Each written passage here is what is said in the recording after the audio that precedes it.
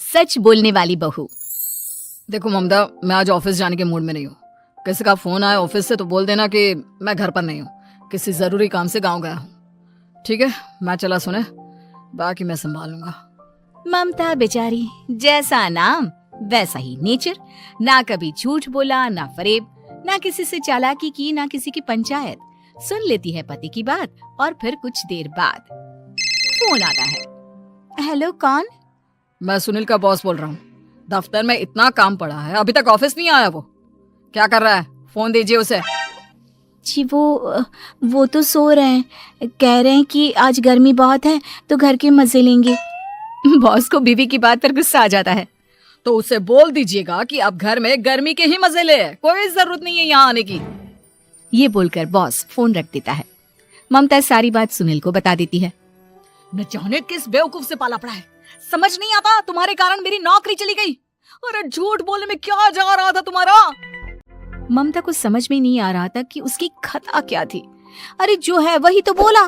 फिर एक रोज, बहू, अरे ओ बहू, कहाँ है तेरा पति? इस महीने घर के खर्चे के पैसे भी नहीं भेजे। क्यों, माँ बाप की फिक्र खत्म हो गई है क्या उसे?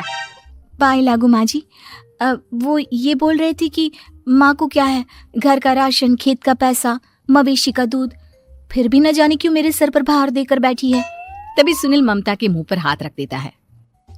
क्या रे कलमुँह है, हटा बहू के मुंह से हाथ। अरे क्या क्या बोलता है तू? वो तो इसकी झूठ बोलने की आदत नहीं है, इसलिए पता चल रहा है। देख मेरी सास कितनी शरीफ है। हाँ, तेरी माँ तो मोहल्ले की बदमाश है ना, और तेरी सास शरीफ है। बेटा ममता को देखता है और गुस्से से बोलता है। अब खड़ी खड़ी देख क्या रही हो? और भी कुछ कहना है क्या? माँ आई है ना, जाकर छाछ ले आ ठंडी वाली। ममता अंदर चली जाती है। माँ, इसके सच बोलने की आदत के कारण मेरी नौकरी जाते जाते रह गई। वो तो मैंने अगले दिन जाकर पैर पकड़ लिए मालिक के, नहीं तो। सब जानता है बहू की आदत नहीं है झूठ बोलने की, तो तू शांत क्यों नहीं रहता? क्यों उसे झूठ बोलने को बोलता है? फिर एक रोज, बहू, जा अपनी पड़ोसन के पास और उससे बोल कि वो लाल वाली साड़ी जो उसने नए साल की पार्टी में पहनी थी, तुझे वो चाहिए। ना माँ जी, मुझे नहीं चाहिए। वैसे भी कल जिस शादी में जाना है ना, वहाँ के लिए तो मेरे पास काली साड़ी है। सास सर पर हाथ रखकर, अरे बुद्धू, मुझे चाहिए साड़ी। वैसे भी तुम लोगों में तो साड़ी का लेन देन चलता है ना, तेरी भी तो उसने पहनी थी ना। हाँ माँ जी, वो क्या है ना, हम दोनों के कपड़े एक दूसरे को आ जाते हैं। मैं ले आती हूँ आपके लिए साड़ी। बहू पड़ोसन के पास जाती है। कैसी हो निर्मला, तेरी लाल साड़ी चाहिए थी। क्यों? तू तो बोल रही थी कि तेरे पास काली वाली साड़ी है, तू वही पहनेगी, फिर लाल का क्या करेगी? अरे मैं तो काली ही पहनूंगी, लेकिन मेरी सास ने देखी थी तेरी लाल साड़ी, वो नए साल की पार्टी में तूने पहनी थी ना, तो इसलिए वो मांग रही है। ये सुनकर पड़ोसन थोड़ा परेशान हो जाती है। देख ममता, तेरे लिए तो मैं एक बार को साड़ी दे भी देती, लेकिन तेरी सास के लिए नहीं। वो क्या है ना, तू तो जानती है कितनी गंदी आदत है तेरी सास की। खाया पिया सब कपड़े पर ही पोंछ देती है। मेरी लाल साड़ी बहुत महंगी वाली है, पता चले उस पर हल्दी तेल का निशान लगा हो। ममता घर आ जाती है खाली हाथ, ममता को देखकर। नहीं दी ना उसका लूटी ने साड़ी, अब आए तुझसे लेने तेरा सामान, अच्छे से बताती हूँ। माँ जी, वो क्या है ना, मुझे तो वो दे रही थी, लेकिन आपके नाम पर नहीं दी। अरे किसने बोला था मेरा नाम लेने को? बोल देती तुझे पहनना है, लेकिन ना, तू तो ठहरी सच की देवी। न जाने सास क्या सोचती है और हंसने लगती है। अरे माँ, क्या हो गया? क्या सोचकर हंस रही है? याद है जब बहू को देखने गए थे? हाँ बात, सही बात है। याद आ गया कैसे मेरी सास बाजार के खाने को बोल रही थी कि ममता ने बनाया है। और बहू ने आकर सब बता दिया कि ये सारा खाना तो बाजार से आया है, वो भी कल्लू हलवाई की दुकान से।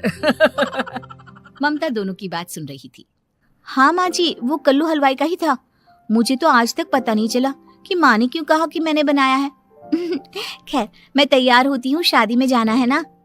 पूरा परिवार शादी में जाता है, जहाँ खाना वाना खाकर सभी बैठे होते हैं कि एक औरत ममता की सास से कहती है, क्या बात है बहन जी, मेरी आपकी बात हुई थी तो आप तो बोल रही थी कि लाल साड़ी पहनने वाली हैं, तो मैंने ये काली पहन ली। पता होता कि आप लाल नहीं पहन रही हैं तो मैं ही अपनी लाल पहनाती। अच्छा जी, तो इसलिए पूछा जा रहा था। अरे इतनी साड़ियां हैं कि क्या बताऊं। मैंने सोचा तो था, पर ये सामने दिख गई तो यही पहन लिया। अच्छा, मेरी तो तैयारी काफी दिन से चल रही थी, फिर भी आज ऐसा लग रहा है कि ठीक से तैयार नहीं हुई मैं। तभी आ जाती है हमारी सच्ची बहू, ममता बहू। आंटी जी, वो क्या है ना, पड़ोसन की लाल साड़ी माँ जी को पहननी थी, लेकिन आप तो जानती है माँ जी की आदत, सारा खाया पिया कपड़ों पर ही पोंछ देती है। तो उसने साड़ी देने से ना ऐन वक्त पर मना कर दिया, तो अब इन्होंने ना मेरी साड़ी पहनी है। औरत ममता की सास को घूरती है। अरे मांग कर ही साड़ी पहननी थी क्या? हम जैसे तो खुद की ही साड़ी पहनते हैं, चलो चलते हैं। सास का गुस्सा अब ममता पर फूट पड़ता है। अरे क्या जरूरत थी ये बात सबसे कहने की? अरे घर की इज्जत का कोई ख्याल है कि नहीं तुझे? हाँ, मैंने क्या बोल दिया माँ जी? मुझे क्यों डांट रही है? मेरी गलती क्या है? ममता को रोता देख सुनील आ जाता है। अरे माँ, क्या हो गया? पता है ना शादी का माहौल है। सास सारी बात बेटे को बता देती है। देख रहा है तेरी बहू का हाल। अरे इस लड़की को तो ये भी नहीं पता कि कब कहाँ क्या कैसे बोलना है। अरे लेकर जा इसे यहाँ से। सभी घर आ जाते हैं। सास का मुंह तो फूला ही रहता है कि एक दिन। चलो बेटा, बहुत दिन तुम लोगों के साथ रह ली, अब चलो। वैसे भी ऐसी बहू के साथ समय कैसे कटे, जो ना झूठ बोलती है ना लोगों की चुगली करती है। अरे गाँव में ही ठीक हूँ मैं, कम से कम 4 घर की खबर तो मिलती रहती है, वो भी मसाला डालकर। कैसी बात कर रही है माँ? अभी तो आई है, रह जाना, कितना अच्छा लगता है तेरे रहने से घर। तभी ममता आ जाती है। अच्छा लगता है, लेकिन आप तो बोल रहे थे कि न जाने कब तक रुकेगी, जाने का नाम ही नहीं ले रही। जाए तो कम से कम घर में थोड़ा सा फ्री सा तो फील करूं, यही बोल रहे थे कल माँ जी आपके लिए। सास बेटे को देखती है, लेकिन क्या कहती बेचारी, जब अपना ही सिक्का खोटा हो। चली जाती है चुपचाप गांव। फिर एक रोज घर की घंटी बजती है। सामने खड़ा होता है सुनील का बॉस। सुनील है क्या घर में? वो क्या ना, मैं यहाँ से गुजर रहा था तो सोचा थोड़ा ऑफिस का काम डिस्कस कर लूं। ममता कुछ कहती कि तभी वहां सुनील आ जाता है। अरे बॉस, आप आइए आइए। क्या बात है, घर तो बहुत सुंदर है। वैसे भाभी जी, आपकी खूब बातें सुनी है कि आप कभी झूठ नहीं बोलती। ये तो पता नहीं, लेकिन हमेशा सर कुछ न कुछ ऐसा बोल देती हूँ जिससे परेशानी हो जाती है। मैं ऐसा नहीं चाहती, लेकिन क्या करूँ। खैर, बॉस कुछ देर रुकता है, काम की बात होती है। ममता के साथ सब चाय पीते हैं और जैसे ही बॉस जाने को मुड़ता है कि क्या जी, कितने नेक इंसान है, फालतू ही आप खड़ूस और निकम्मा बोलते हैं इन बॉस को। अब क्या, बॉस के कान तक खुद के लिए अनमोल वचन पड़ जाते हैं। और फिर ओह, तो ये बात है। और क्या कहता है? अरे बॉस, आप भी किसकी बात पर विश्वास कर रहे हैं? अरे इससे तो ये भी नहीं पता कि आलू प्याज कहाँ रखा है। अरे ये क्या जाने क्या बोलना है क्या नहीं बोलना है। मतलब जो मुंह में आ रहा है बोले जा रहा है। भाभी जी आप बताइए। नहीं नहीं बॉस, लग रहा है कि कुछ गलत बोल गई मैं। वैसे ये सिर्फ इतना ही बोलते हैं कि आप में कोई टैलेंट है ही नहीं, आपकी नौकरी इन्हीं के कारण तो बची हुई है। अरे अब बस कर ले अम्मा, अब क्या करवा कर मानेगी, बड़ी मुश्किल से तो नौकरी बची थी मेरी।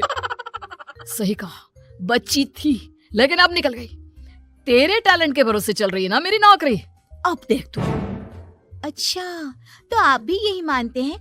वैसे ये बात तो है, सुनील काफी टैलेंटेड है। बॉस चला जाता है। सुनील सर पकड़कर बैठ जाता है। माना सच बोलना एक अच्छी आदत है, लेकिन ममता आज का समय ऐसा नहीं है। तुझे थोड़ा सा समाज को देखकर खुद को बदलना होगा, समझी? जी मुझे तो पता ही नहीं चलता कि मैं क्या गलत कर रही हूँ। यकीन मानिए मैं जानबूझकर नहीं करती। सुनील सोच लेता है कि वो किसी न किसी तरह अपनी बीवी के इस भोलेपन का इलाज करके रहेगा, लेकिन सवाल ये कि कैसे का जवाब अब मिल जाता है। और फिर एक रोज ममता की माँ आती है।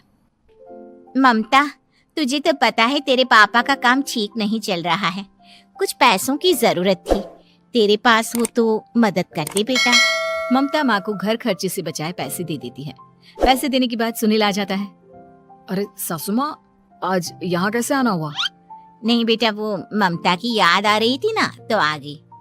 वो क्या है ना, पता है पापा का काम ठीक नहीं चल रहा है, तो माँ कुछ पैसे लेने आई थी। क्यों, यहाँ क्या पैसे का पेड़ उगा है? अरे कौन सी माँ अपनी बेटी के ससुराल का खाती है? कोई जरूरत नहीं है पैसे देने की। वापस कर दो माँ जी पैसे और निकलो यहाँ से। आगे से यहाँ पैसे लेने नहीं आना।